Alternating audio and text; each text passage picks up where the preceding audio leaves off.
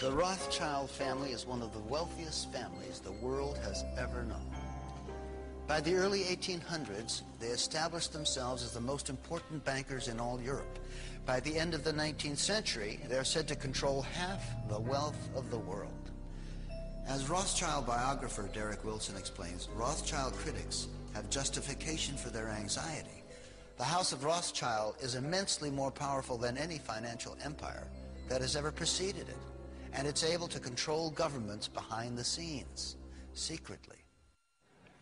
Economic power, political power go hand in hand, and it's like Mayor Rothschild of the Rothschild banking family in Germany said, "Give me control of a nation's monetary system, and I care not who writes their laws." Nathan Rothschild in 1820 might have had more right to say than any of his successors.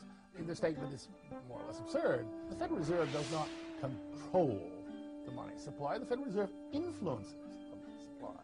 To say that the Federal Reserve only influences the money supply is like saying a robber with a gun to your head is only influencing you to give him his money. And of course, if you give him your money, you may be spared your life, but here again, you don't have your money anymore. There has been, in the last 30 or 40 years, a much greater international flavor to the activities of the Fed because the banking system has become global. And you could no longer regulate the U.S. money supply by simply via the domestic Federal Reserve banks. The Federal Reserve controls the very heart of what's happening with money, because money answers everything. It's the one thing that everybody wants. And when you give a private institution a monopoly on the creation of this money, you vest total control in that institution. If you have the money, you can get any law passed you want. So who do you care whether Bill Clinton is president or who is senator from New Jersey? It doesn't make any difference because you write a check and you get another senator. One of the stickiest questions in this debate is this: just who owns the Federal Reserve? The City of London set the whole thing up. The Federal Reserve Bank of New York is principally owned by 5 merchant banks in London, chartered by the Bank of England.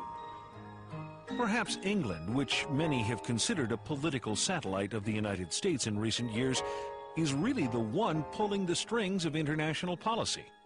It's not a matter of who owns the Fed, it's who controls it. The government has given the banks a monopoly, and then you see the Justice Department doing nothing about the bank mergers. A monopoly can only exist with government assistance, and they've given great assistance to the banking monopoly.